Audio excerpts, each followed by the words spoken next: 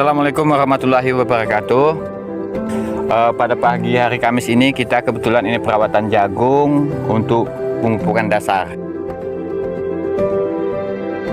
Kebetulan jagung kita ini sudah berumur 2 minggu lebih, hampir 3 minggu. Itu kita lakukan pemupukan dasar, yang arti katanya kita laksanakan 2:1. 2:1 itu begini, 2 urea, 1 Posca. Nah, kita campurkan juga KCl TSP 36. Itu kita lakukan, kita aduk, kita campur dan kita aplikasikan ke lapangan.